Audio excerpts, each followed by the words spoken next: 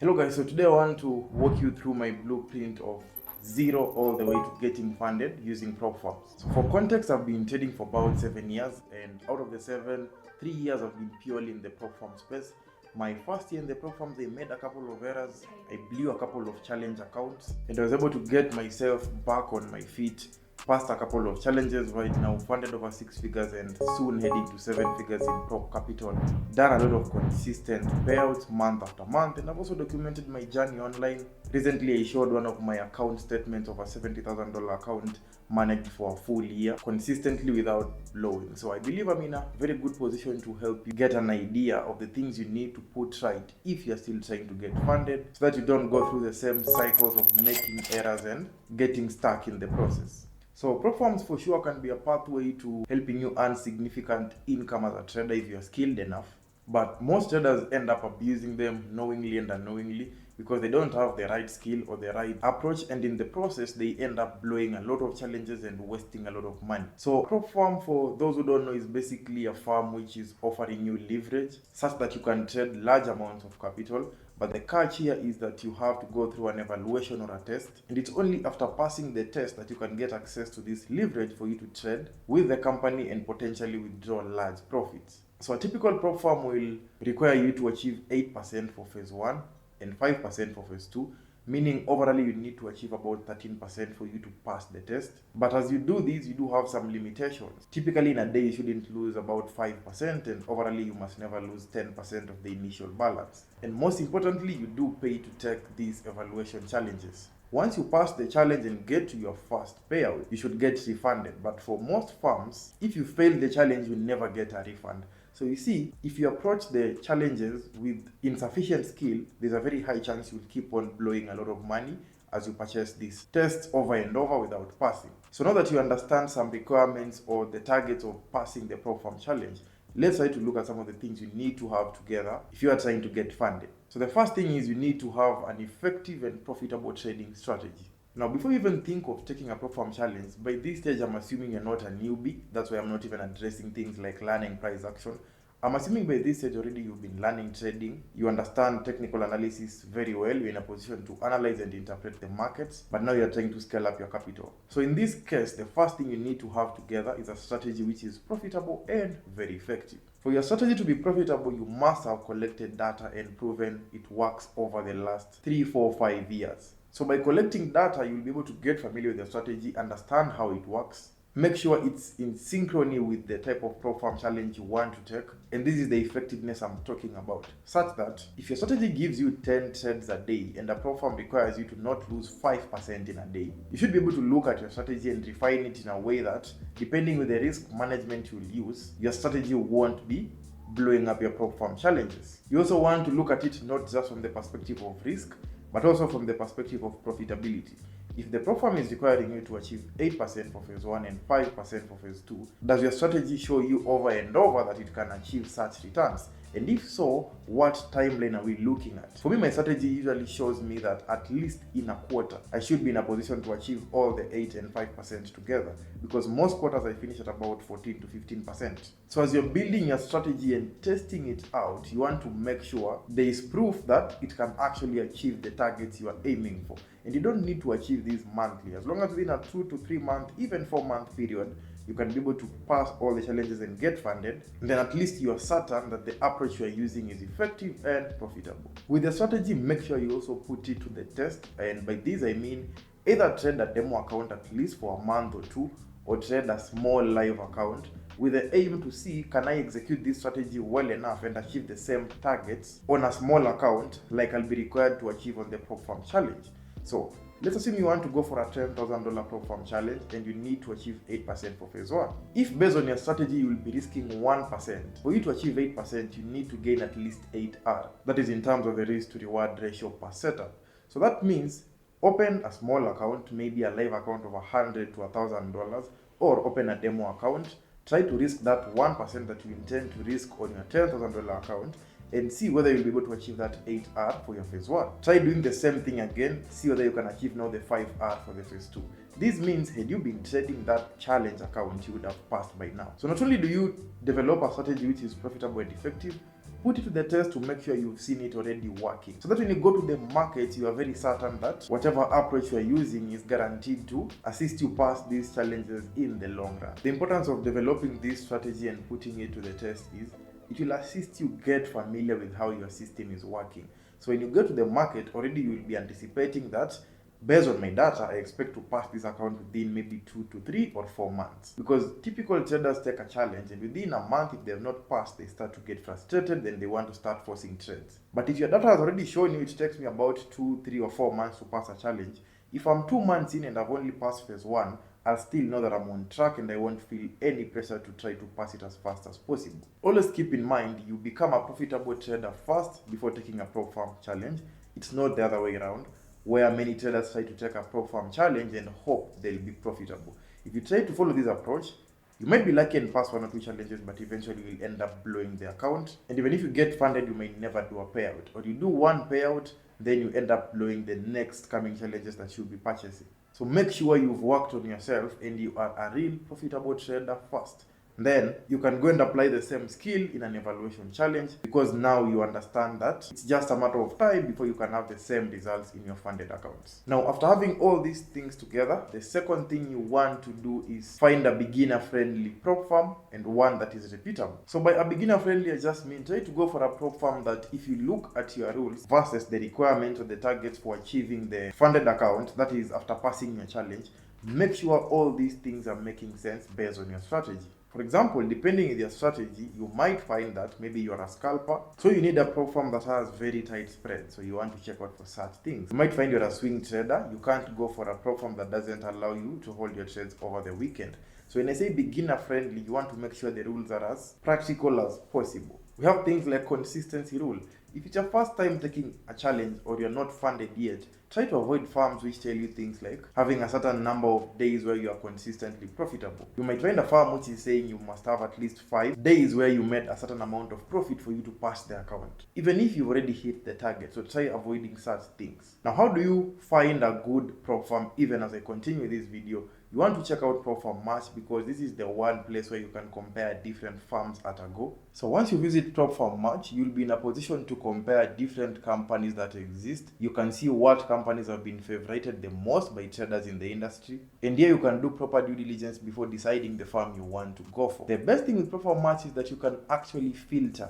So if you click under the filter section here, you can filter different things. For instance, under the rank, you can choose the rank that you want. Let's say you want to make sure you are taking a Propfirm that is allowed in your country. You can go further and filter the country that you are located in, like I've just selected right here. Then the next thing I might want to filter is I want a Propfirm which has existed for at least maybe 2 years. So I'll push from 0 all the way to 2 years moving onwards. The next thing is I want a Propfirm which offers, let's say, Forex pairs. Then lastly, I want a firm which has MT5, that is the platform 5 there. And of course, do you want a 1-step or a 2-step? So after filtering, I hope by now you can see I get a list of the different firms available in my country. And let's say I want to now do some due diligence.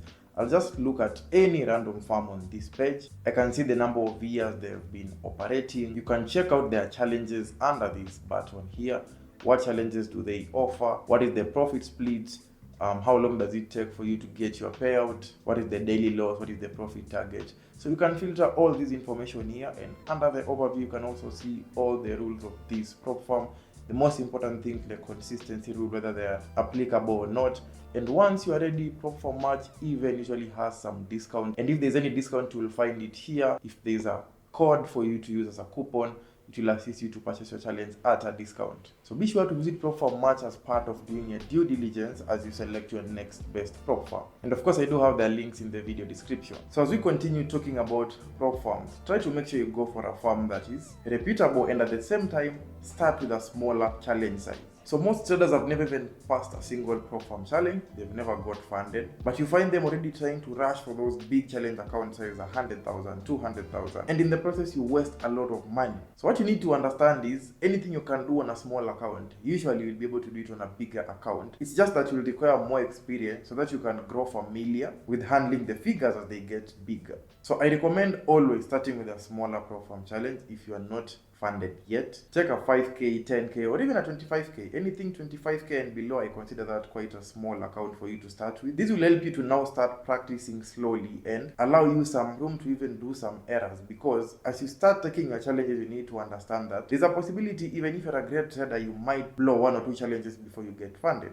Not because necessarily you don't have a strategy, but because you might just do some errors in the process. Because you're also trying to get familiar with this Propfirm space, because a Propfirm is very different from your own personal account, which has no daily loss limit, which has no restrictions. So you want to factor in a possibility of you learning from your mistakes, and it's easier to learn from your mistakes such that even if you blow an account, it's just a small Propfirm account and you can buy another one, than trying to learn from your mistakes while you're purchasing a 100k or a 200k Propfirm challenge. In this case, you blow 2 or 3 challenges and you've blown a lot of money, and you may not even be in a position to afford buying another prop account. So I recommend you start small.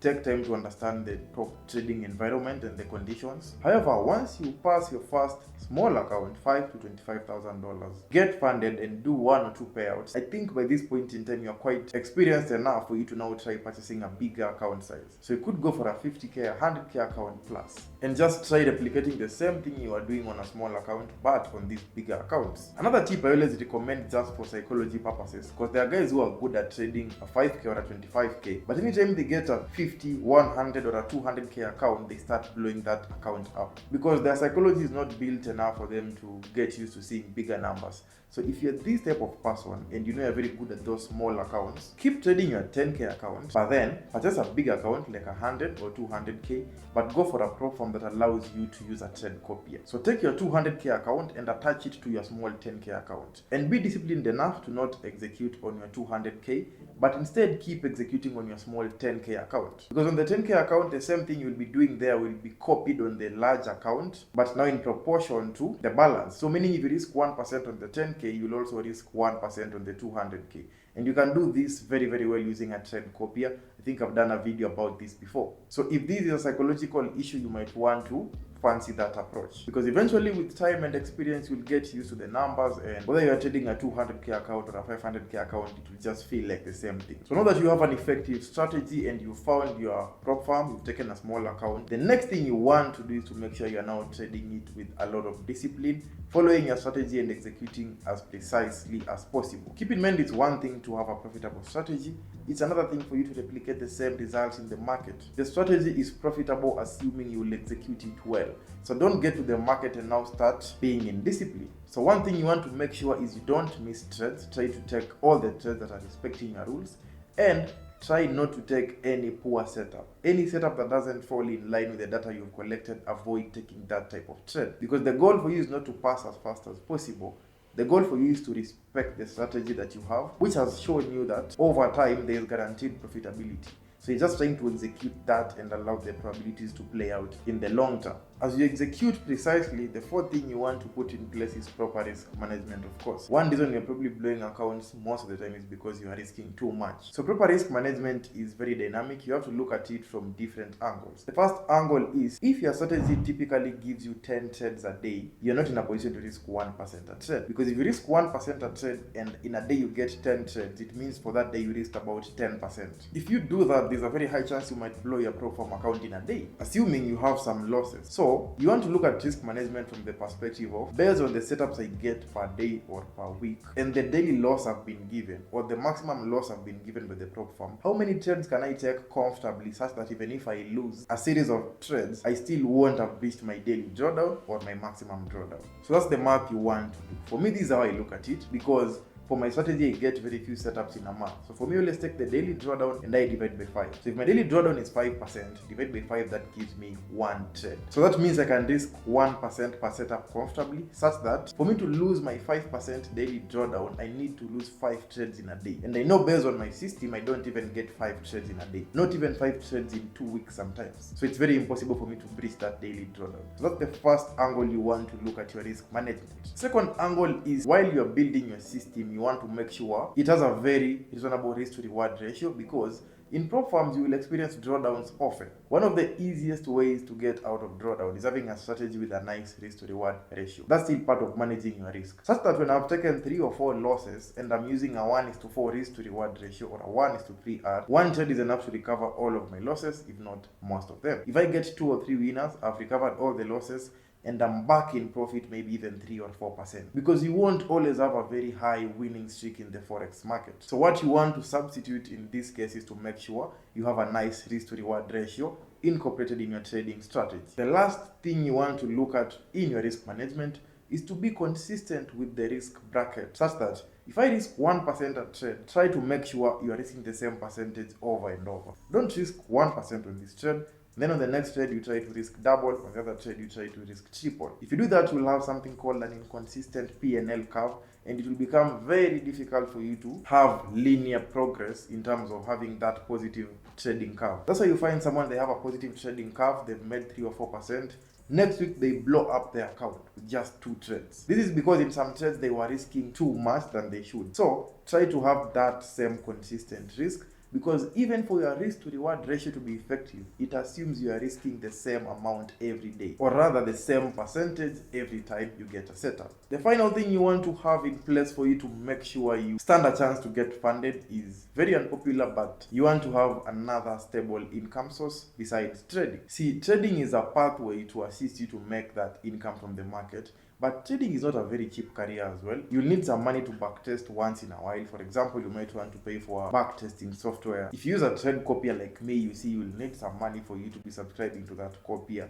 And the most common one is when taking the Propfirm challenges. Those challenges will cost you some money. You might blow 2 or 3 accounts and you need to be in a position to buy another account. One of the worst positions you can be at is you going to buy an account with the last amount of money you have, and you know very well, if I blow this account, there is nowhere else I can get money to buy another challenge. This way you will not be trading at your full potential. Sometimes you'll be fearing to take trades because you'll be fearing losses in the market. Even if you've taken a good trade, you'll still be worried anytime you take a loss, because according to you, if you lose this account, it was your last option, while it shouldn't be the case. So try to make sure if you do have a job, you're still doing it. If you do have a business or anything you can do on the side, it's very important to have them running to bring you that income, so that you can also fund your trading career, buy the challenges. In case you fail, you also have some money to buy another challenge, because you've now learned from your mistakes and you now want to do things the right way. But it doesn't make sense if you learn from your mistakes, then you want to buy the next challenge and now you are broke and there's no money to buy another account. So once you have all these things in place, it will be very easy for you to eventually get funded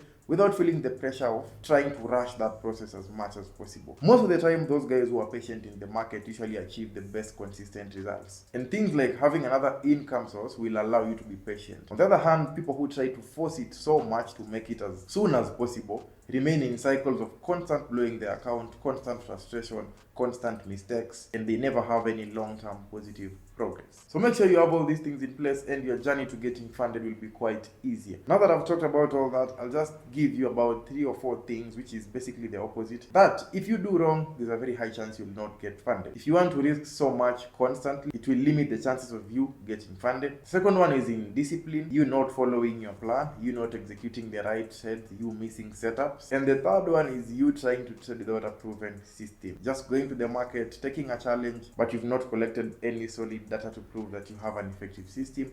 There's a very high chance you won't be able to pass any challenge. And even if you do, it will just be by luck and you can't manage that account consistently. So there's a high chance you'll just blow it up eventually. So that being said, I hope you got something from this video, and I wish you all the best in your journey to get funded if you are not funded yet, because you want to take advantage of Propfirm, because they can help you to make significant income in the market if you're a skilled trader. That being said, I'll see you next time, guys. Peace.